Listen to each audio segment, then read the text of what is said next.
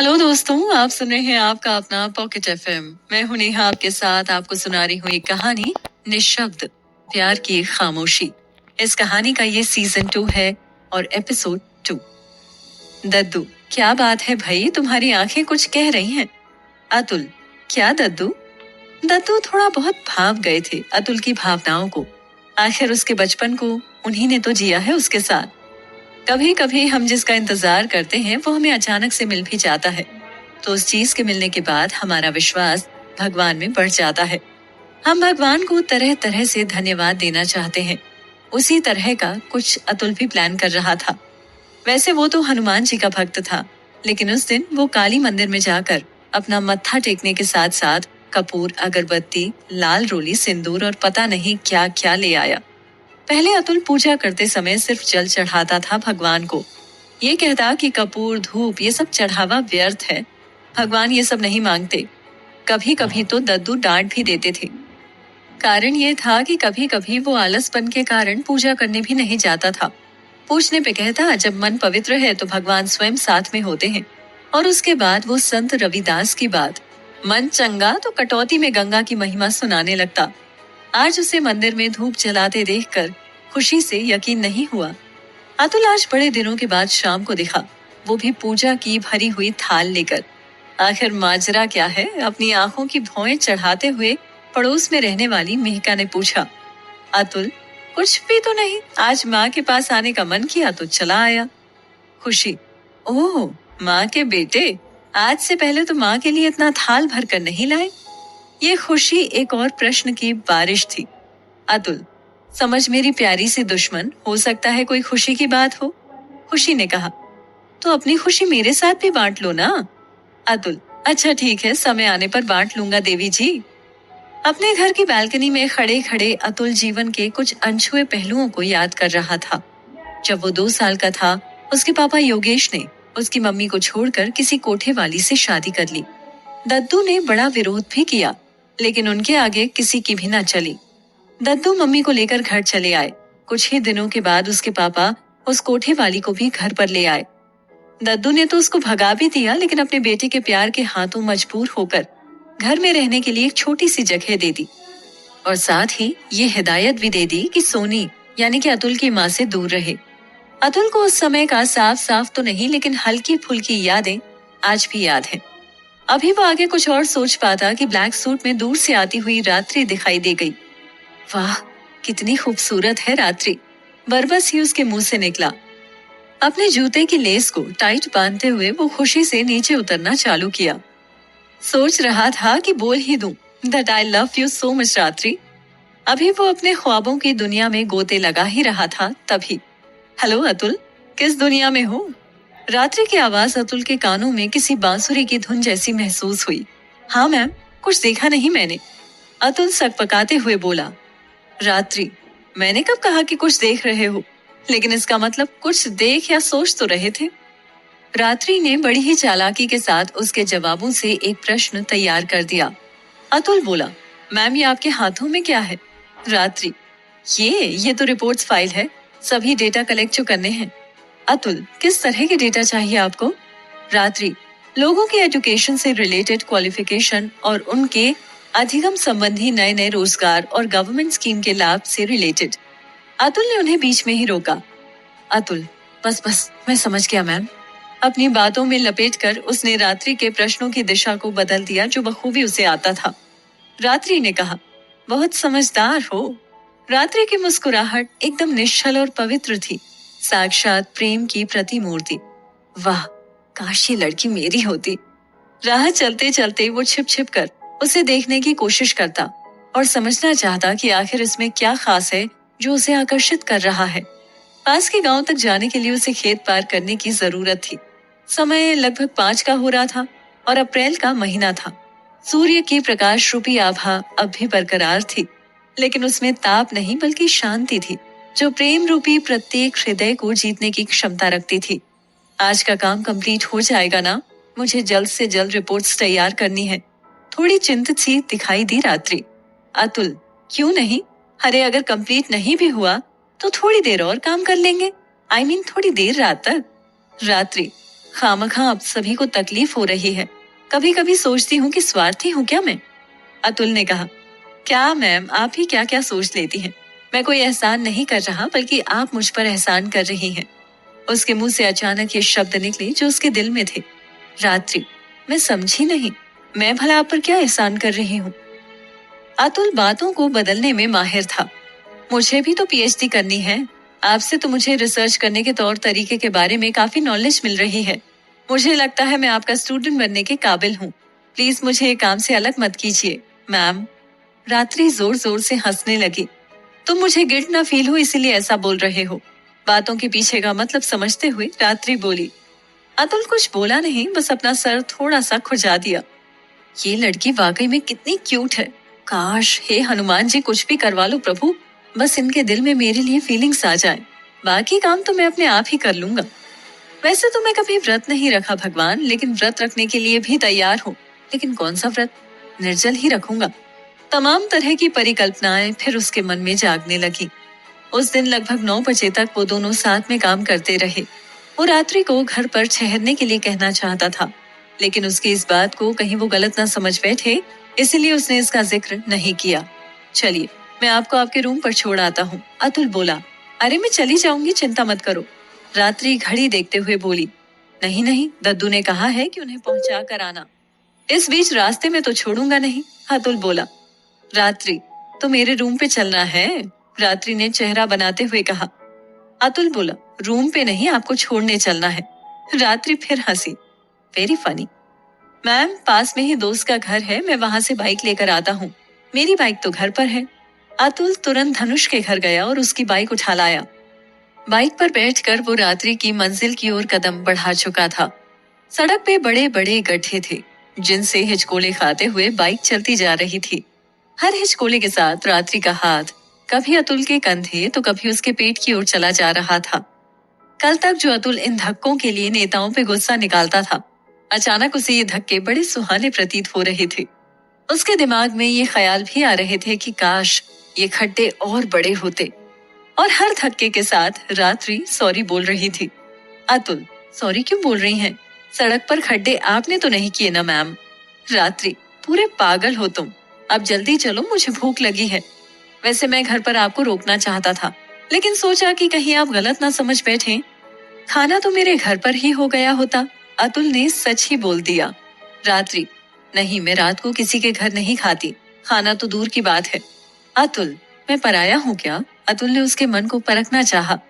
मैं कभी पर्सनली नहीं होती, हम प्रोफेशनली मिले हैं, इसलिए रिश्ता यहीं रहे तो अच्छा रहेगा। तब तक रात्रि का रूम आ गया। रात की वजह से रूम साफ नहीं दिखा, लेकिन अनुमान लगा लिया अतुल ने कि ये सेकंड फ्लोर पर रहती होगी।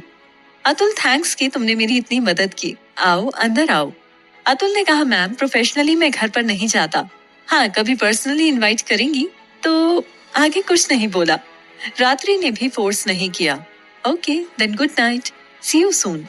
अतुल, गुड नाइट, कल मिलते हैं, बाय। अतुल के बाइक की स्पीड बहुत तेज थी, इतनी तेज कि हवा कानों में घुसकर साए साए कर रही थी। मैं कोई लुच्चा लफंगा था क्या कि मेरे घर नहीं रुक सकती थी? अच्छा व्यवहार भी क्यों करता हूँ सबसे। अरे अगर मैंने मना किया अंदर आने से तो फोर्स भी तो कर सकती थी। खैर जो भी हो, मुझे क्या, अपने प्यार का इजहार तो करके रहूंगा। अभी अतुल ये सब सोचना शुरू ही किया था कि सामने से एक काली बिल्ली ने रास्ता काट दिया। बिल्ली को बचाते हुए सरकती हुई बाइक को अतुल ने सड़क के किनारे जा गिराया। ओह शिट, पता नहीं क्या हो गया है मुझे। एक बार गहरी सांस भरते हुए उसके मुंह से सिर्फ इतना ही निकला, रात्रि। अपने रूम नंबर 13 में घुसते ही रात्रि को थकावट सी होने लगी। बाहर झांक कर देखा तो बादल घिरे थे, बारिश रिमझिम सी हो रही थी। मैंने ठीक तो किया ना उसे भेजकर। वैसे भी लड़कों के साथ ज्यादा घुलते मिलते नहीं हैं। मम्मी तो हमेशा मना भी किया करती थी, लेकिन बारिश हो रही है, वो भीग गया होगा क्या? बादल गड़गड़ाहट के साथ जोर से चमका। ऐसा लगा जैसे किसी से दुश्मनी का बदला ले रहा हो। रात्रि बहुत डर गई और जाकर पर्दे के पीछे छिप गई। सारे रूम्स की लाइट भी अचानक खराब हो गई। पर्दे के पीछे रात्रि का सिसकना उस काली रात को और भी ज्यादा भयानक बना रहा था। उसके बाद क्या हुआ, जानने के लिए सुनते रहिए आपका अपना पॉकेट एफएम। कहानी का नाम है निशब्द, प्यार की एक खामोशी। मैं हूं नेहा।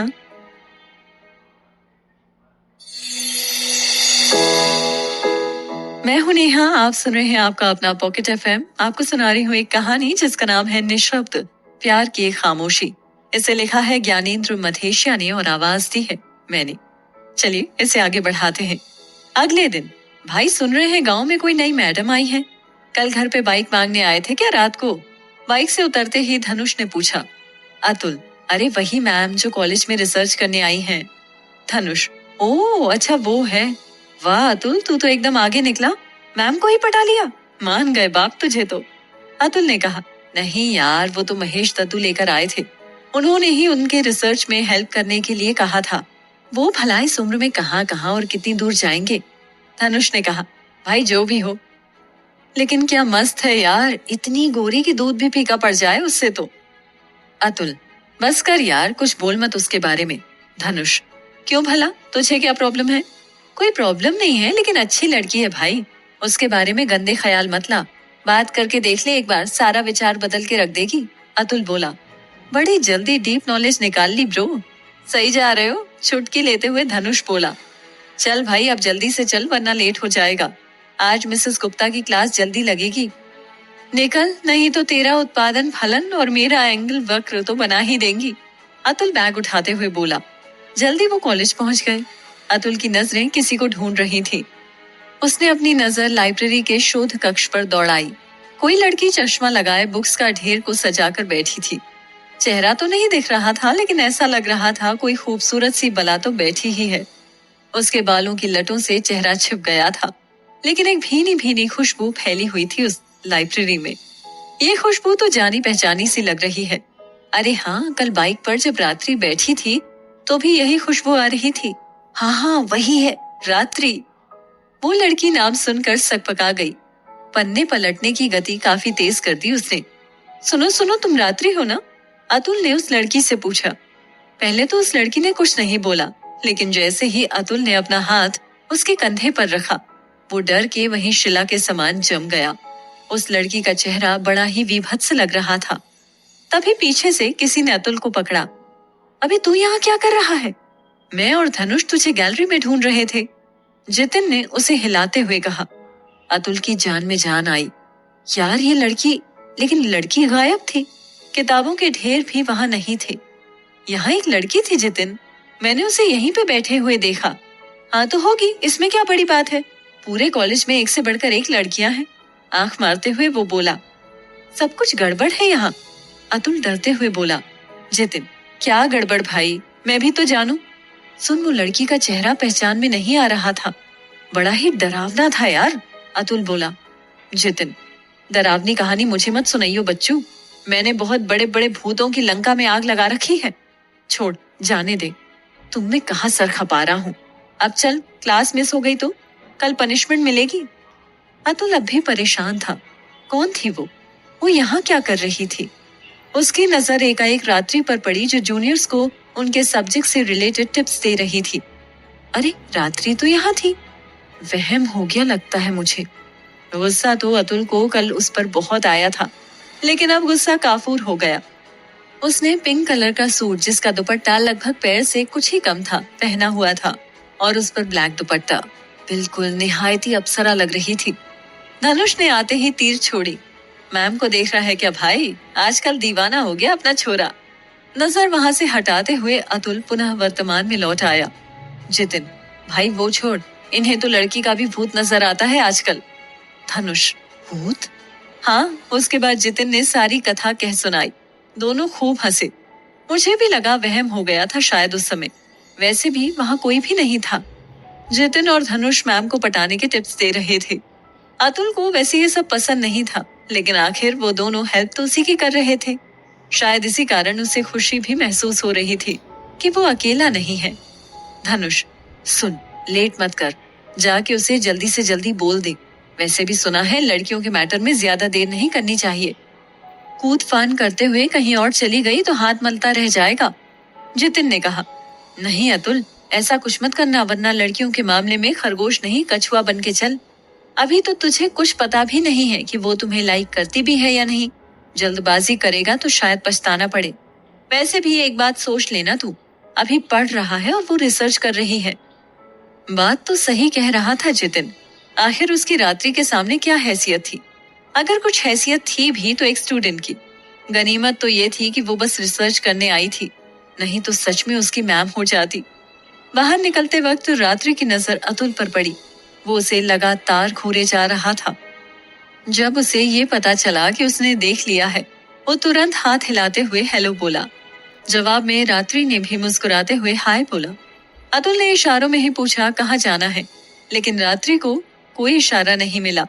एक टेम्पो रुकी और उसमें बैठकर वो अपने रूम पर निकल गई। आज अतुल को फिर गुस्सा आया। अतुल मन में सोच रहा था, ये प्यार भी अजीब होता है। पहले जब नहीं था तो ये सब एक बेवकूफी लगती थी, और अब जब इसका एहसास हुआ तो ऐसा लगता है इससे ज्यादा समझदार बनना मेरे बस का नहीं। लेकिन बोलूंगा तो जरूर मैं उससे। आखिर अनदेखा कब तक करेगी? थोड़ा मुस्कुराते हुए वो खुद की पीठ थपथपाने लगा। कुछ दिन बाद तो वैसे ही बिजी हो जाना है। गर्मी की छुट्टियां भी आने वाली हैं। कितना खूबसूरत सा मौसम है, बहुत ही प्यारा। भैया रोकिएगा, गाड़ी से निकलते हुए रात्रि बोली। कितना हुआ? मैम 25 रुपए मात्र। रात्रि हंसी। मात्र? शुद्ध हिंदी भैया। चलिए अच्छा है, आज आपसे कुछ सीखने को मिला। इस तारीफ से शायद ड्राइवर को भी खुद पर गर्व हुआ। वैसे रात्रि सबको स्पेशल फील कराती रहती है। उसे खुशी महसूस होती है उस समय जब लोगों को ये लगता है दे आर स्पेशल। सीढ़ियों से उतरते हुए वो घाट पर जा बैठी। कुछ याद आने लगा, बरबस ही उसकी आंखों से आंसू निकलने लगे। तभी फोन पर रिंग बजी। बिटिया कैसी हो? किसी बुजुर्ग व्यक्ति की आवाज लग रही थी। अरे नमस्ते दयाल चाचा, मैं आपको ही फोन करने वाली थी। मैं ठीक हूँ, आप कैसे हैं? रात्रि बोली। दयाल चाचा बोले, अच्छा खासा हूँ बेटी, बस बिटिया की तबीयत थोड़ी खराब है। रात्रि सकपकाते हुए बोली, क्या हुआ, वो ठीक तो है ना? दयाल चाचा, अरे कोई बड़ी बात नहीं है, चिंता मत करो, बस थोड़ा कुछ खा पी लिया शायद, अब ठीक है। रात्रि, स्कूल तो बंद हो गए हैं। चाचा, हाँ अगले हफ्ते तक बंद हो जाएंगे। थोड़ी देर आंख बंद करते हुए वो कुछ पूछना चाहती थी। थोड़ा रुकते हुए बोली, ऋषभ। इससे पहले वो आगे कुछ कहती, दयाल चाचा ने उससे कहा, उससे बात करके पूछ लो। रात्रि, नहीं मैं उसके बारे में कुछ नहीं जानना चाहती। मैंने तो ये कहा कि उसकी वजह से कोई परेशानी तो नहीं हुई ना? बात को घुमाते हुए रात्रि ने पूछा। मोबाइल में नेटवर्क एरर बताने लगा और फोन बीप की आवाज देते हुए कट गया। रात्रि जवाब सुनना चाहती थी लेकिन सुन न सकी। उसमें दोबारा फोन डायल करने की हिम्मत न थी। उसे मौसम फिर दागदार और बेईमान लग रहा था। बैग समेटते हुए वो निकल गई अपने रूम नंबर 13 की ओर। इसके बाद क्या हुआ जानने के लिए सुनते रहिए आपका अपना पॉकेट एफएम। मैं हूं नेहा, आपके साथ आपको सुना रही हूँ एक कहानी, निशब्द, प्यार की एक खामोशी।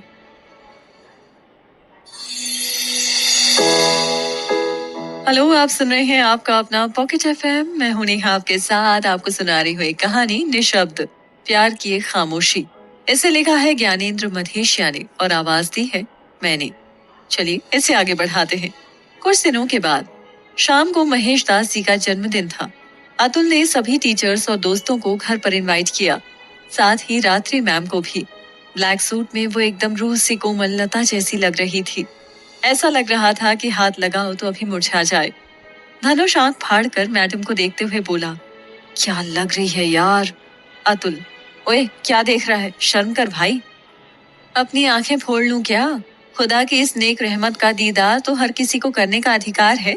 धनुष बोला। अतुल को जलन के साथ साथ गुस्सा भी आ रहा था। धनुष फिर से बोला, अरे रे गुस्सा मत कर भाई, क्यों खून जला रहा है? अरे अपनी भाभी होने पर कुछ ना बोलूंगा, अभी तो बस मजाक में तुझे जलाने के इरादे से किया। वैसे भी मेरी रेणुका कम नहीं है, किसी अप्सरा के जैसी ही है। ये बात आते हुए जितिन ने भी सुनी और कहा, सही कहा बच्चू, अप्सरा तो है ही रेणुका, बट स्वच्छ भारत के अभियान की तरह तुझे रोज साफ साफ करके धोती है। क्यों इज्जत का कबाड़ा कर रहा है यार, वो गर्लफ्रेंड है मेरी। धनुष कॉलर ऊपर करते हुए बोला। अब अतुल को जोर की हंसी आई। यार गर्लफ्रेंड है तो ये हाल है बंदे का, अगर गृह लक्ष्मी होती तो क्या करेगी? हंसते हंसते दोनों लोटपोट हो गए। अरे मजाक छोड़, इसे आज दिखा ही दे अपना जौहर। बोल दे मेरी गर्लफ्रेंड बनोगी क्या? धनुष बोला। जितिन, नहीं रे ये सब मत बोलना, संस्कारी लड़की है, बुरा मान जाएगी। ये कह देना तुम उसे दिलो जान से चाहते हो, पक्का मान जाएगी। अतुल, भाई तुम सब सच तो बोल रहे हो ना?